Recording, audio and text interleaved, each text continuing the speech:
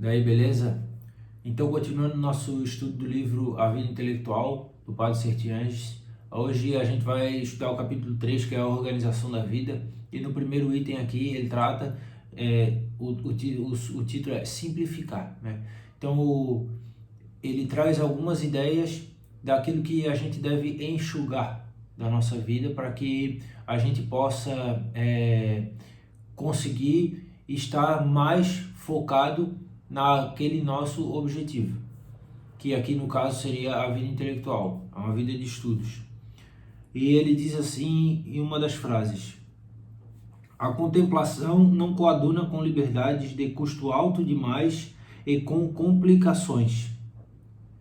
Os grandes homens dormem em leitos pequenos. E um pouquinho mais à frente, o que se paga pelo gênio é a taxa do luxo. Então a gente vê que se nós começarmos a colocar muito luxo na nossa vida, a gente vai acabar dispersando, né? E a gente sabe por experiência, e não preciso dizer aqui para ninguém, que isso realmente de fato acontece. Se eu começo a enfeitar muitas as coisas e a dar muita importância para o meu conforto, acaba que eu vou perdendo a essência das outras coisas que eu estou observando, porque a gente coloca a nossa atenção sempre num local, quer dizer, nós temos um tanto de atenção, né, que a gente consegue dispersar para as coisas da vida. E se eu começo a colocar um tanto de atenção nessas coisas que são supérfluas, que vão passar logo que elas terminarem, assim que acabar o meu desejo, assim que eu não tiver mais vontade de fazer aquilo ali, e que elas não vão incorporar no meu espírito, nas minhas ideias, essas coisas elas simplesmente vão fazer com que as coisas que eu realmente busco vão se perder. Então por isso que a gente tem que tirar o máximo daquilo que a gente pode, para que a gente consiga realmente se concentrar naquilo que a gente está buscando. E aí ele vem dizendo assim, né? Reduzam suas atividades sociais, recepções, programas que implicam novas obrigações, cerimoniais de boa vizinhança, todo o complicado ritual de uma vida artificial. A vida social não são compromissos que digam respeito a um trabalhador. A vida social é fatal para a ciência. Quando se pensa num gênio, nunca vem à mente uma imagem dele participando de um jantar. Isso aqui já foi falado de um outro aspecto, né? E na questão desse aspecto é o seguinte: a gente não imagina grandes gênios da humanidade, pessoas que se dedicaram à vida intelectual, participando de diversas festas e programas sociais. Geralmente a imagem que a gente faz, e é a imagem certa, são pessoas que são mais reclusas ao seu trabalho. Eu não consigo imaginar um jogador de futebol que fica fazendo festa o dia todo e não treina.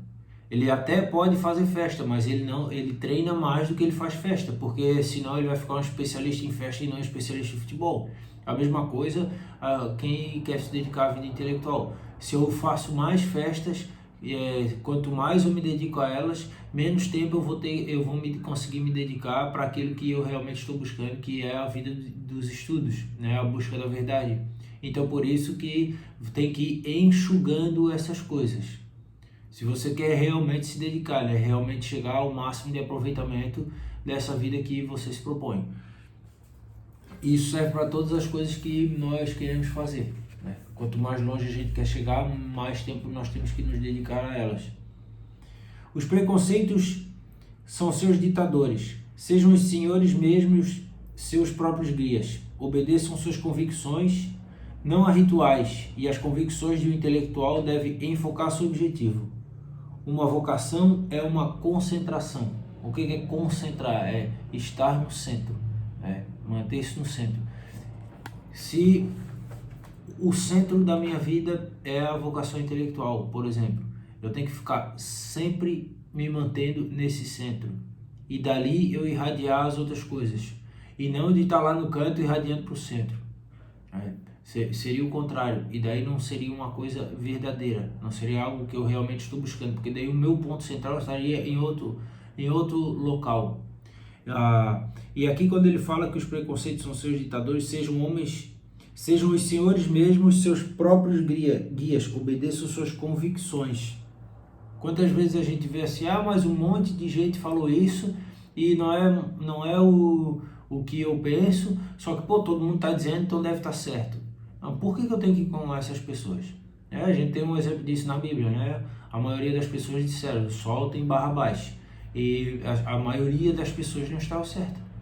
Então, não quer dizer que porque a maioria das pessoas fazem isso, que elas vão estar certas. Geralmente é o contrário que acontece. Geralmente uma minoria está certa. E a turba geralmente está errada. Então, por isso que o intelectual ele tem que ter essas convicções e lutar para que elas sejam cada vez mais fortes e elas tenham cada vez mais fundamentos para que ele consiga caminhar sozinho. É claro que quando eu falo caminhar sozinho, não é não ouvindo os grandes mestres, não é estudando, não é simplesmente pensando com a sua cabeça, mas é cada vez mais ter essa segurança de que o seu trabalho está sendo bem feito e que você consegue raciocinar sozinho juntamente com aqueles que te ensinam e ouvindo a sua consciência, porque é na consciência que está os pensamentos de Deus. É na consciência que está escrita a lei de Deus. Todos nós sabemos o que é certo fazer, pelo menos uma direção a gente consegue tomar se a gente parar e meditar sobre aquela ação. Então, cada vez está mais integrado a ela. O trabalho e suas condições é tudo quanto importa. O gasto e os cuidados desperdiçados em ninharias encontrariam bem melhor uso na constituição de uma biblioteca para si, na programação de uma viagem instrutiva, de férias de descanso, de audições de música que refletem a inspiração, etc. Alguém aqui, eu só me referindo aqui à música, alguém, se Platão vivesse hoje, a gente acreditaria que ele ia escutar assim funk ou outras músicas assim que falam de coisas degradantes? A gente sabe que não, né? Assim, pelo menos não faz sentido isso. Então é buscar as coisas boas, as coisas que inspirem e sempre estejam nos elevando nossas ideias, o nosso espírito. É uma base que nós devemos sempre buscar.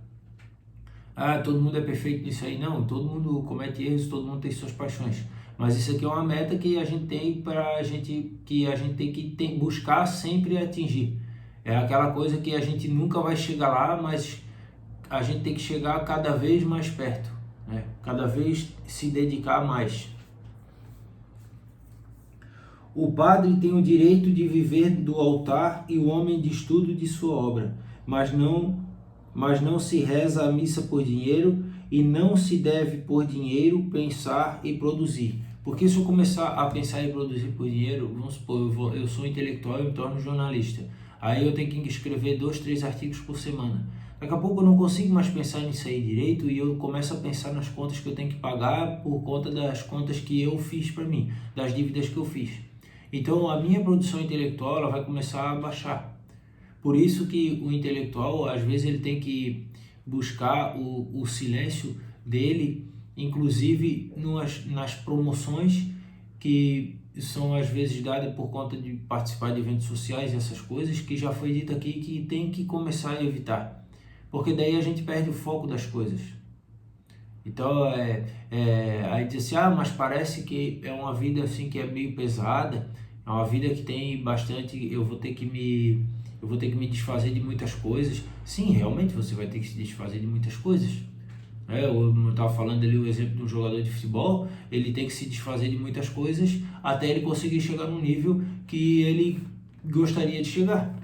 Se alguém chegar e disser assim, não, o Cristiano Ronaldo desde pequeno ele ia para a aula, ele brincava com os amigos à tarde, ele jogava videogame e tal, e de vez em quando ele jogava futebol. Isso aí fecha? Não, claro que não, todo mundo sabe que isso aí não aconteceu. A vida dele, era futebol de dia e de noite. Sempre, sempre, sempre, até ele chegar onde ele chegou. E aí parece que as coisas foram fáceis, mas não foram. Então a vida de estudos é a mesma coisa. Se eu quero chegar num nível intelectual de alto nível, eu vou ter que me dedicar para eu chegar até lá. Nas aulas do professor Olavo, ele diz assim, quanto tempo você deve dedicar atenção para uma pessoa? Ele diz assim, o tanto que essa pessoa se dedicou para estudar esse assunto. Se aquela pessoa estudou 5 minutos, eu vou dar 5 minutos para ela. É claro que isso aqui, esse tempo aqui é uma maneira de ele falar. Se a pessoa fez pouco, eu tenho que dar pouca atenção para ela. E ela não pode exigir mais disso. Por quê? Porque falar até papagaio fala. Agora falar com convicção, sabendo do que está falando, com conhecimento, isso aí tem que se dedicar muito tempo para que a gente consiga chegar até lá.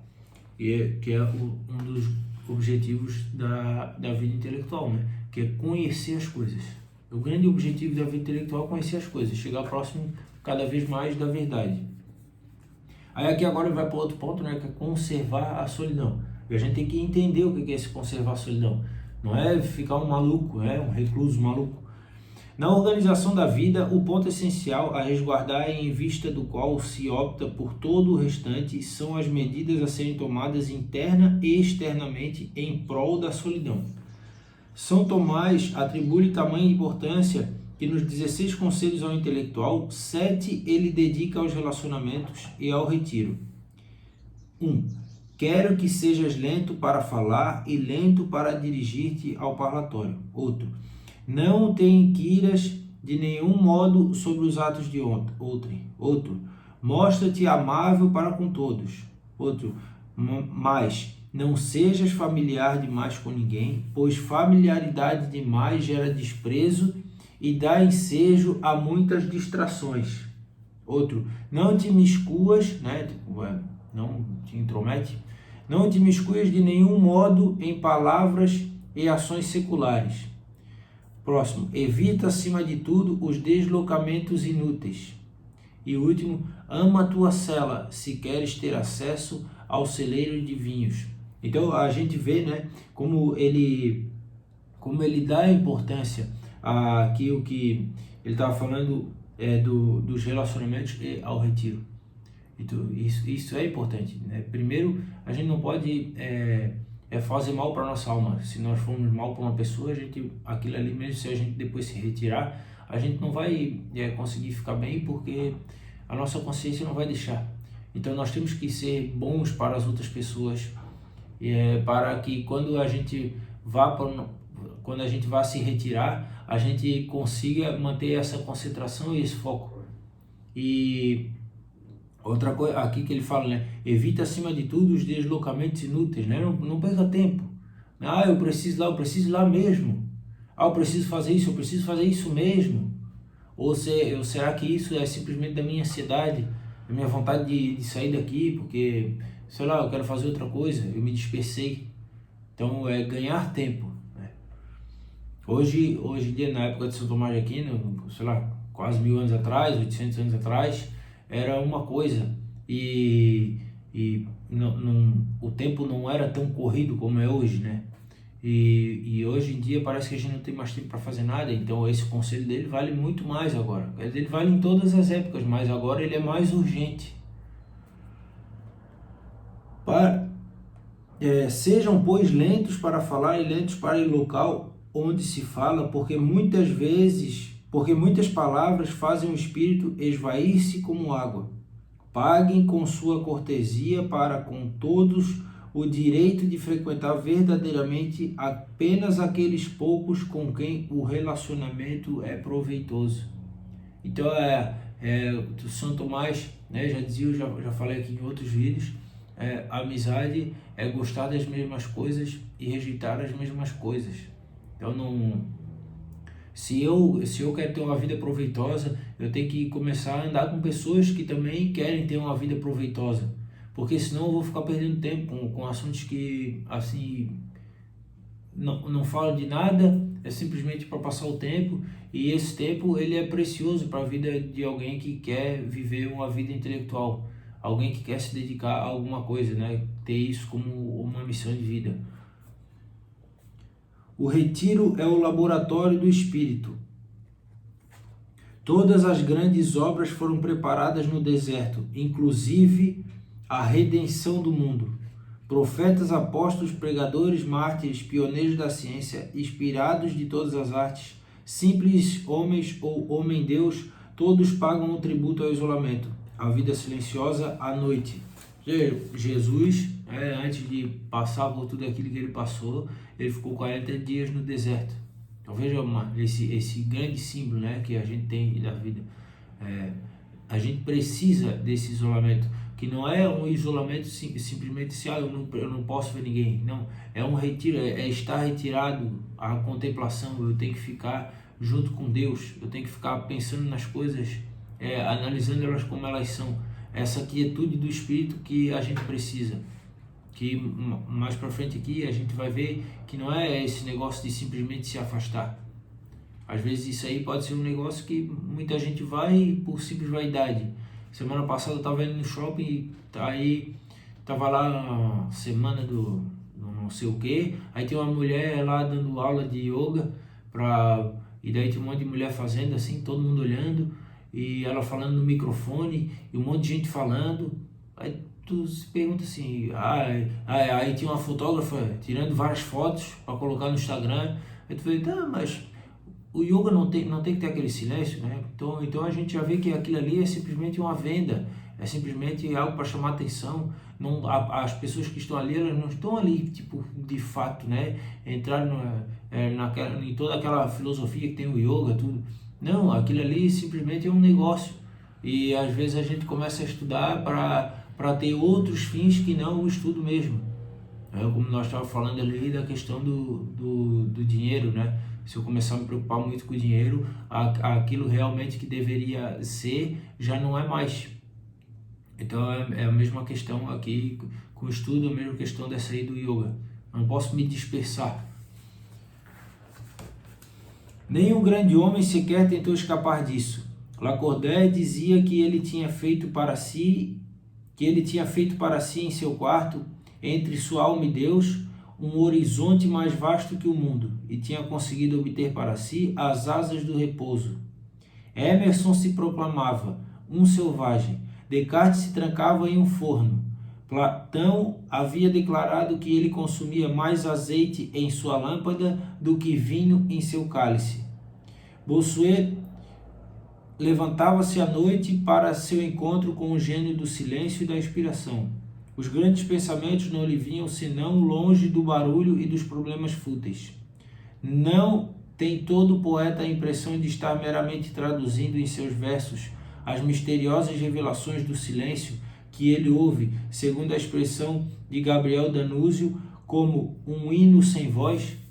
Então a gente compreende aqui que todos esses grandes gênios, como diz aqui, parece que ouvem a voz do silêncio, né? Que na verdade é como se eles em si não estivessem descobrindo nada, simplesmente eles estão abertos para receber aquilo que vem de Deus, ou vem do Espírito Santo, ou vem de alguma entidade, sei lá, ou vem de qualquer coisa, e não simplesmente do seu cérebro, como se as ideias estivessem aí e a gente estivesse colocando uma frequência de rádio e ela chegasse até nós, às vezes de uma forma meio confusa, mas que elas vêm assim, às vezes meio bruta assim, e depois com o raciocínio os homens conseguem ir encaixando elas. Então não esse silêncio, ele é necessário para que a gente consiga ouvir essa voz que vem, essa inspiração. Por isso que nenhum gênio consegue no meio de um monte de gente escutar, porque daí tem muita gente falando e aquela voz seria só mais uma.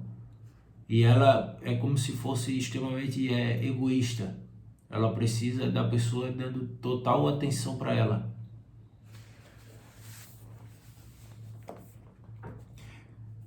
Quando a tranquilidade...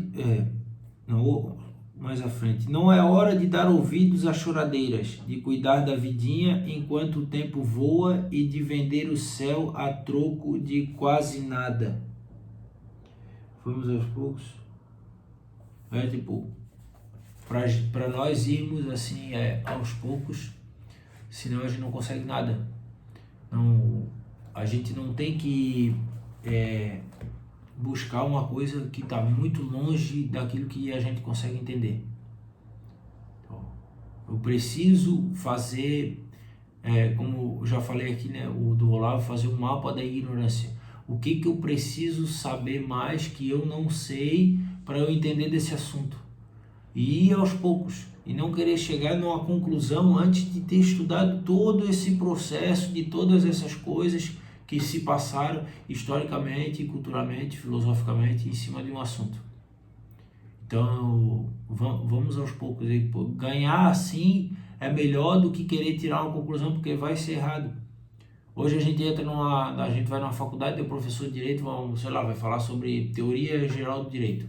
Aí ele vai lá e diz assim, a teoria geral do direito fala isso, fala 2 minutos sobre isso. Mas o que vocês acham, alunos? E aí todo mundo começa a dar opinião. Vou dar aula de direito penal. Aí todo mundo começa, o que você acha da prisão em segunda instância?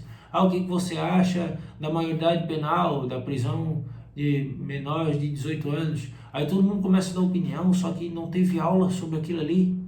A pessoa não tem conhecimento jurídico nenhum, a pessoa não tem conhecimento teórico jurídico nenhum, e ela já começa a dar opinião. O que isso vai acontecer? Isso vai emburrecer as pessoas, que é o que está acontecendo nas nossas universidades hoje.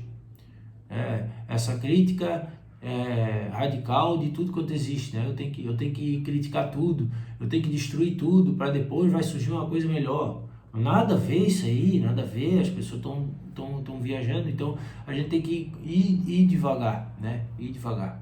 Aos poucos a gente vai ganhando, e daí sim a gente vai conseguir se tornar um intelectual cada vez mais de peso, né? O autor da imitação dizia: nunca estive entre homens sem ter de lá regressado menos homem. Olha que interessante essa frase aqui, né?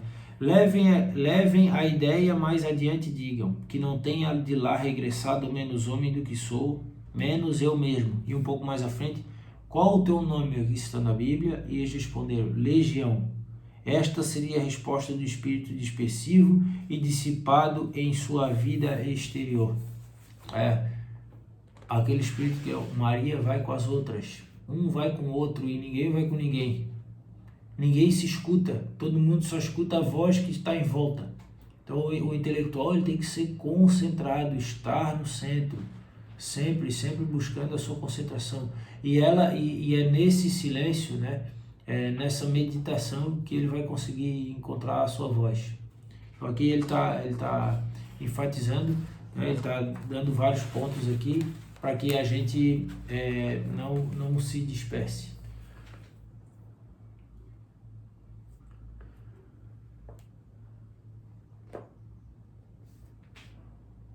Antes de dar a verdade, adquira. O professor Olavo, quando ele começou a dar aula, ele falou: fiquei 5 anos sem falar, sem dar opiniões. Né? Por quê? Porque quando a pessoa começar a dar opinião, ela vai ter uma grande retaguarda por trás dela. Vai ter lido bastante livros de pessoas que foram realmente grandes intelectuais, e vai poder falar sobre vários assuntos com grande naturalidade, conseguindo enxergar muito mais do que as pessoas que não estudam. E aí sim vai conseguir realmente ajudar, porque ela vai conseguir dar a direção certa para aquelas pessoas. E não simplesmente vai começar a falar esses bordões aí que todo mundo fala hoje, que são simplesmente frases jogadas no ar, que se você for analisar, não faz sentido nenhum, né? Assim, tipo aquela frase, morte aos racistas. Tá, então você quer matar quem é racista, então você é racista também. Então você está querendo matar, você é racista de certa forma, né? Tipo, não a questão de tipo que a pessoa é raça, mas por conta de uma crença de uma pessoa, você quer matar ela. Então você está querendo fazer mais do que ela, que simplesmente tá falando mal. Então isso aí são pensamentos que, se você for ver, não fecha, né? Você não tem que fazer isso. Mas são coisas que a gente só vai conseguir adquirir se, por exemplo, nós estudarmos, por exemplo, se nós nos dedicarmos realmente, de fato, às coisas que nos fazem mais inteligentes. Aí ele vem aqui agora, o terceiro item, né, que é cooperar com seus semelhantes.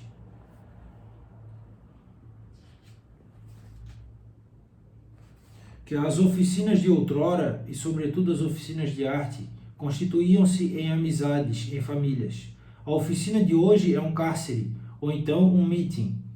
Mas não chegaremos a ver, sob a preemência da necessidade que pesa cada vez mais a nosso ser, esse ateliê familiar ampliado, aberto para fora, e não menos concentrado do que antigamente?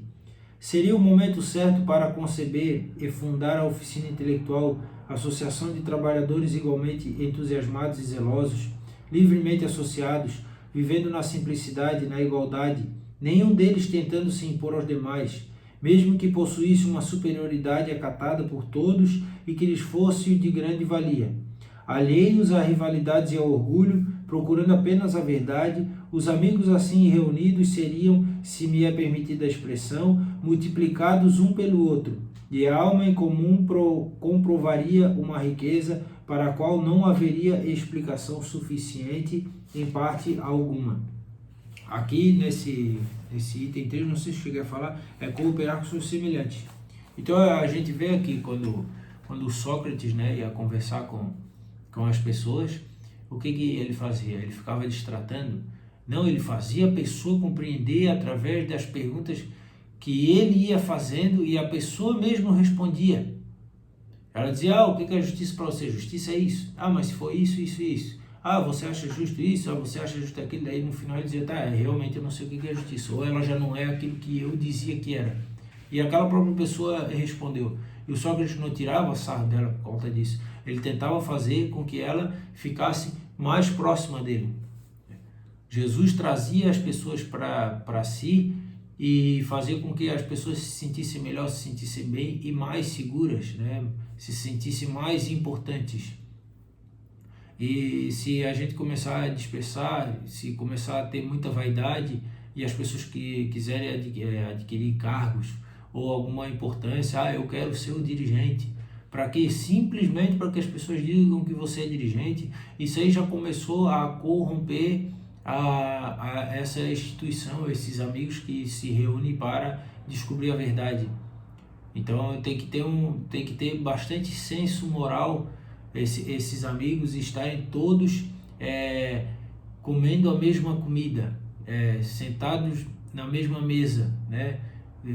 As pessoas têm que estar com os mesmos objetivos, porque senão não adianta você querer dar para alguma pessoa uma coisa que ela não está pronta para receber. O próprio Senhor Jesus Cristo já disse, né? Não joguem pérola aos porcos, porque eles não vão entender, eles vão comer a pérola e depois vão evacuar ela, né? Não vou dar importância nenhuma.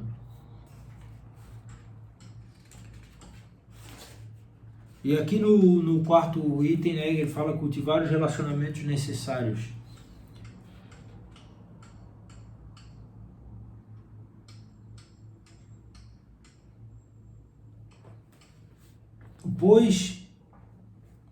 Pois não se esqueçam de que nos convívios, mesmo corriqueiros, sempre encontrarão o que colher.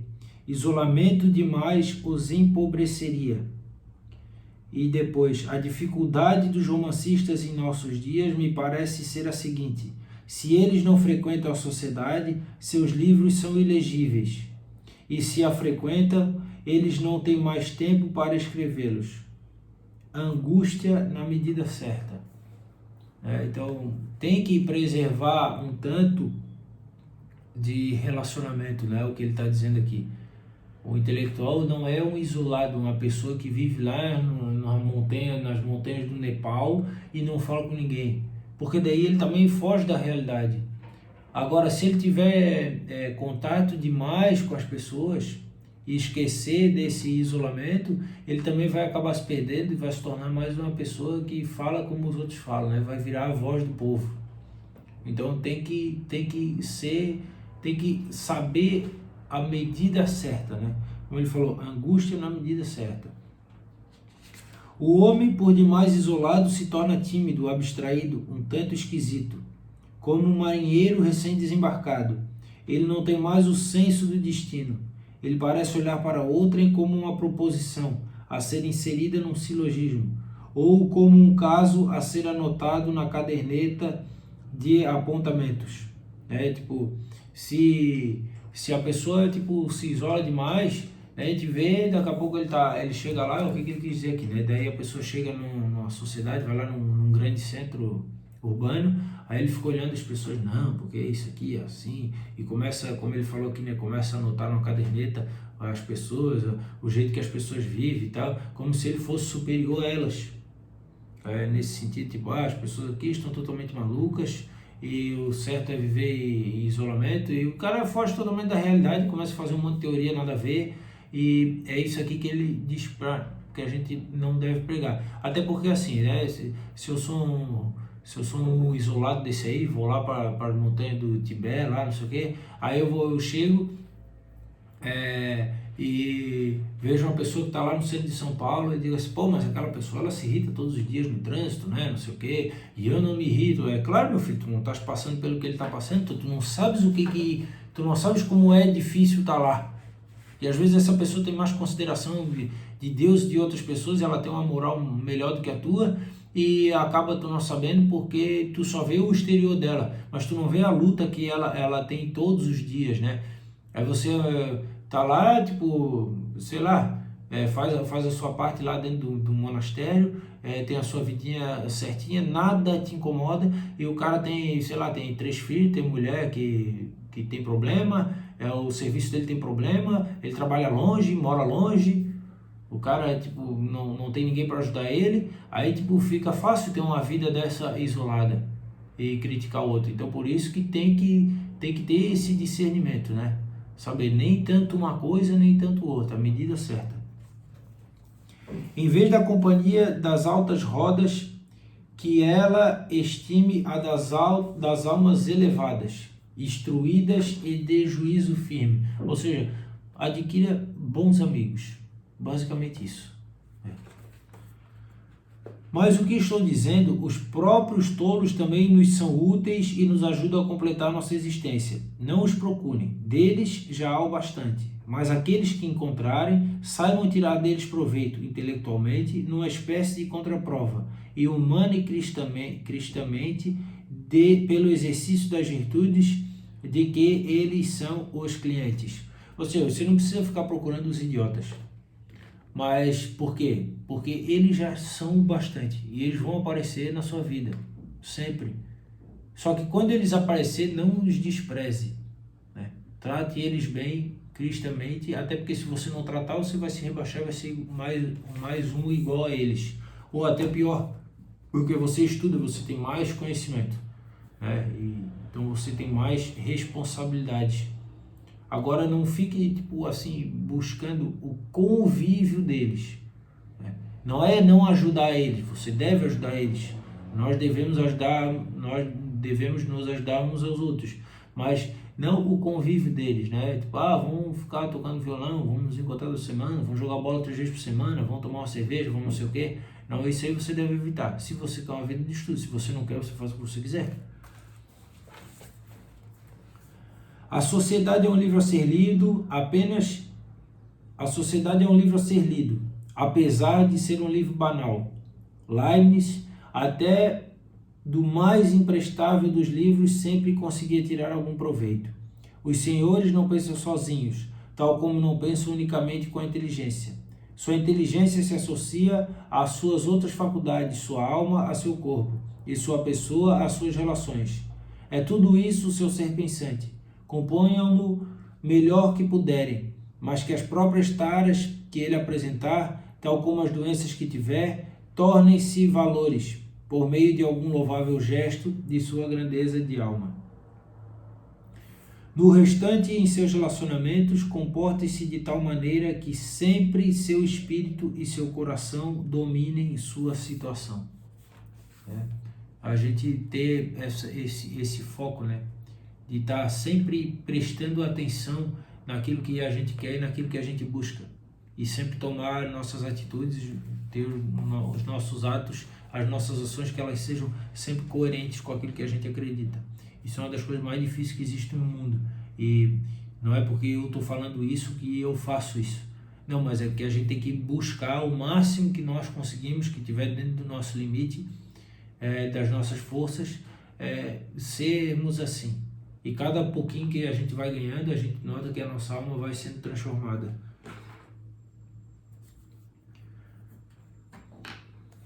Falar para dizer o que deve ser dito, para expressar um sentimento oportuno ou uma ideia útil, depois disso calar-se, é o segredo para se resguardar sem deixar de se comunicar, em vez de permitir que a tocha se apague para depois acender outras. É igualmente o meio de dar o peso à sua palavra. Veja isso aqui, né? Se a gente começa a falar muito, as pessoas não dão importância para aquilo que a gente falou, porque a gente falou muito, as pessoas não vão lembrar. Agora, se eu falo pouco e falo com propriedade, a pessoa não vai esquecer daquela frase que eu disse. Então, é agir até ter até essa estratégia, né? Pô, se eu quero impactar a vida de uma pessoa, eu vou ficar ali tagarelando? Não, eu vou pensar e vou falar uma coisa que eu realmente acho precisa e correta.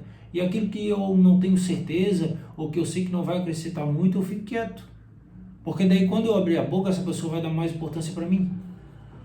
Porque eu quase não falo. E geralmente quando eu falo coisas certas.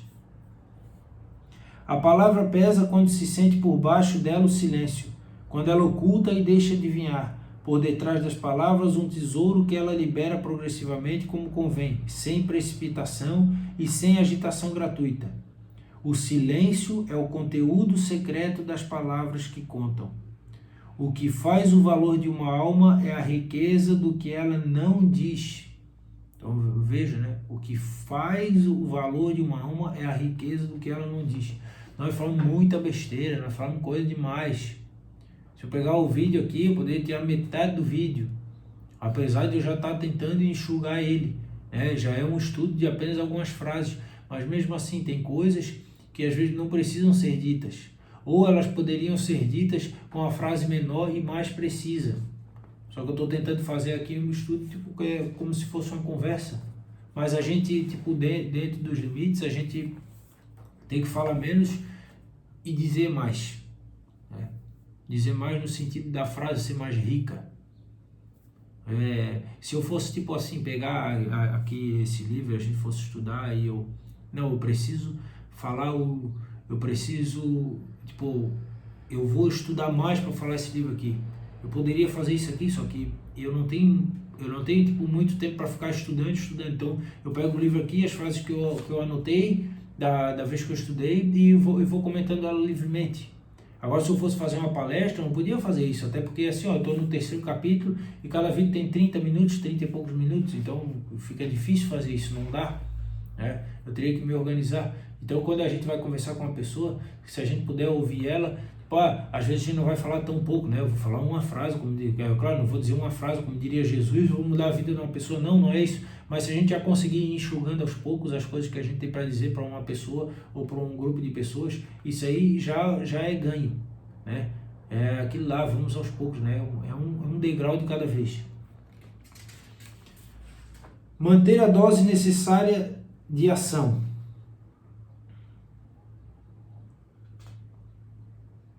Quantas experiências a vida nos propõe a cada dia? Nós as deixamos passar, mas um pensador profundo as recolhe e com elas compõe seu tesouro. Seus quadros espirituais serão pouco a pouco preenchidos com elas, e suas ideias gerais, por um lado controladas, serão além disso ilustradas por uma documentação viva.